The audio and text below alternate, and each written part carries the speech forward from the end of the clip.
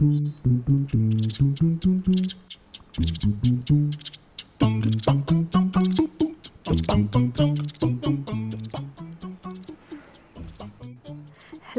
folks, welcome to my art corner, aka the best part of my room.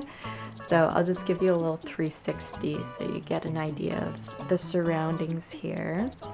And it's not completely tidy because, you know, I mean, who keeps their space like 100%? Let's be real here, okay? So yeah, there's a bunch of crap on this desk because, I don't know, there just usually is. Oh, I bought these random books just recently. Look at this one, self-publishing comics. Seems pretty cool, so I'm gonna give these a read. Oh, this is some clay making stuff because I tried to build a little sculpture, but she's broke in half. So that was a fail. Yep, this was my first attempt at working with clay, so in the future, I think I'm gonna try to make something a little more simple. And this is some more clay stuff. Okay, let's get all this out of the way. And we'll just toss that. Okay. So here is my art corner, and I'll give you guys a quick tour.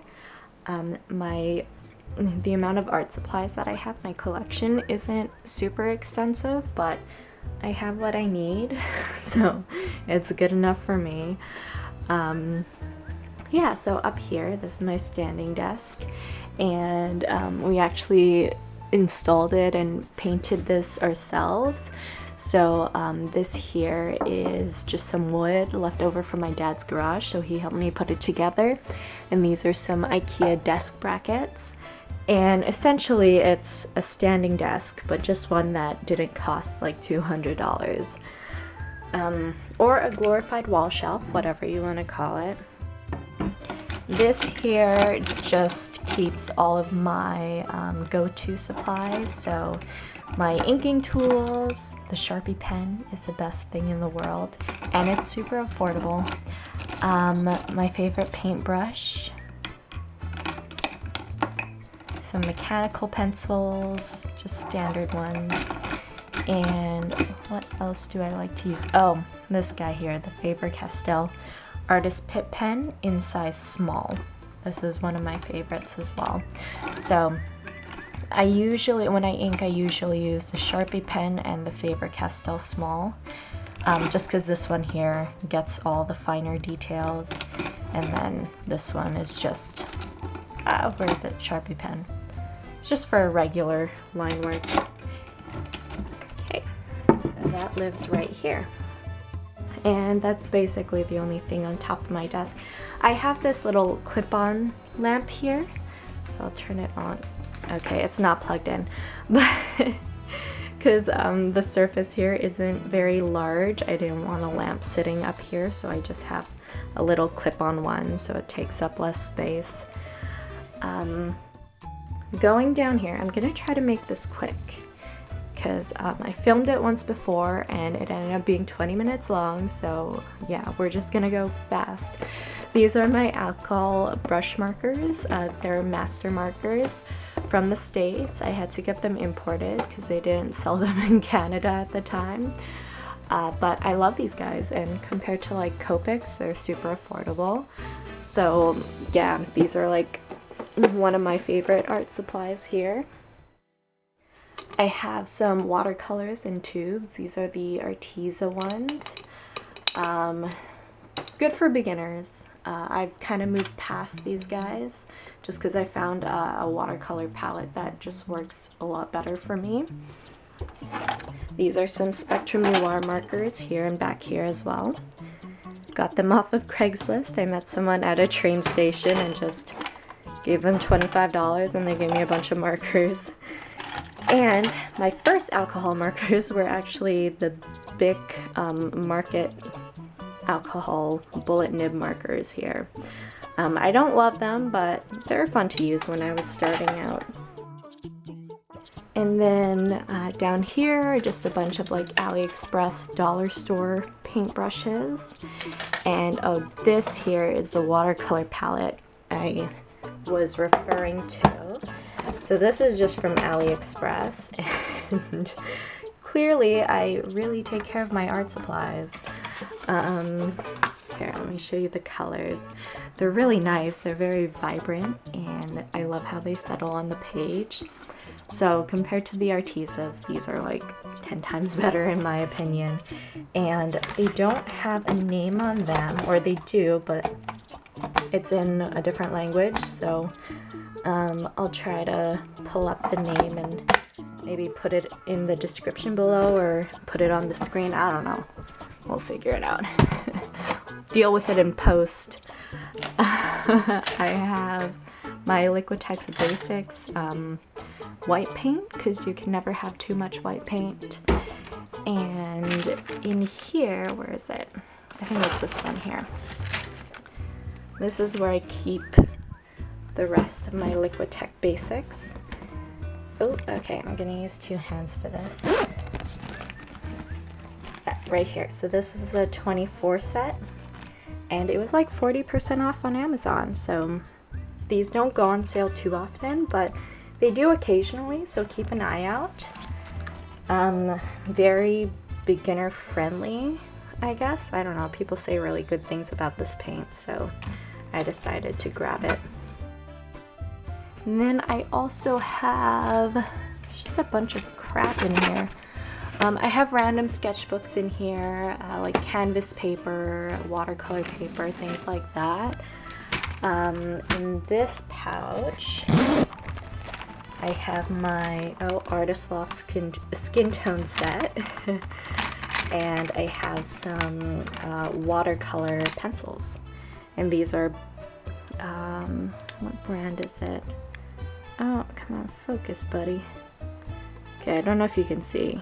It's probably blurry, but anyways, it's the Sargent Art brand watercolor pencils, just from Amazon. They're super affordable, and yeah, that's why I bought them. I just wanted to give them a try, so they will do what they're supposed to. I don't know what else to say about those.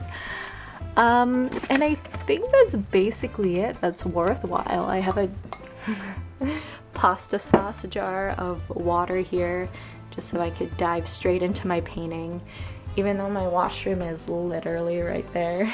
It's just nice to have something ready. But yeah, knowing my luck, this is gonna spill all over my supplies. So yeah, anyways, I'll worry about that when it happens. And moving on up here are my Prismacolor Premier colored pencils, or pencil crayons as we call them here in Canada. And this was a 132 set.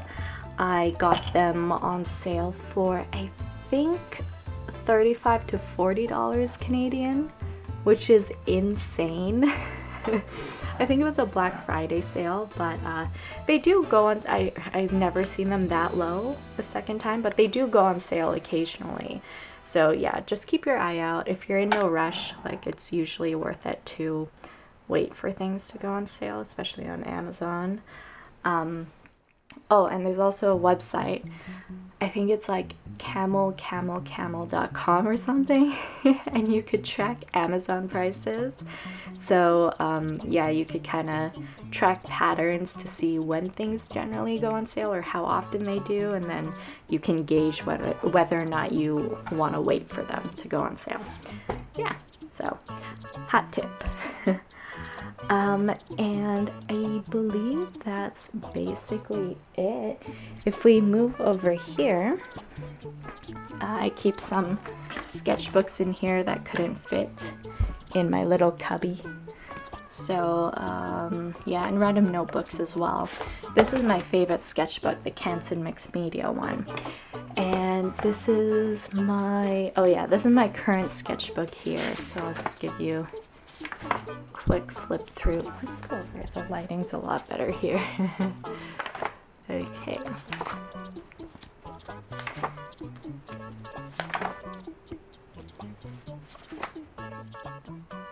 So sometimes I'll just sketch a bunch of drawings, and then like 2 weeks later I'll ink a bunch of drawings, and then after that I'll just paint them later on. So that's why you see some of them are unfinished. Just whatever I feel like doing, I'll do that day. And then sometimes, like this one here, I did in one sitting. So yeah, it just really depends on how you're feeling. You can see that I watch a lot of cartoons. Sorry, I don't know why a lot of these are upside down. Yeah, and this was the most recent page. I actually drew this at the D23 Expo, just doodling. This is my most recent one. Okay. So yeah, I still have quite a bit to go, but I'll get to it. And yeah, I guess that's about it. I have like the larger version of the Canson mixed media. I have some watercolor paper right here and just boring stuff. So this basically summarizes my art supply tour. I hope you enjoyed it. And yeah, I hope this kind of shows you that you don't really need a dedicated room to your art stuff. Like if it's your career, I get it, but you know, you see a lot of people on YouTube with a super extensive list of supplies that they have, and you know, odds are they probably don't even use 2/3 of all the stuff that they have. So keep things simple, figure out what supplies work for you, and go from there. That's basically it. Anyways, thank you so much for joining, and I'll catch you guys in the next one. Bye!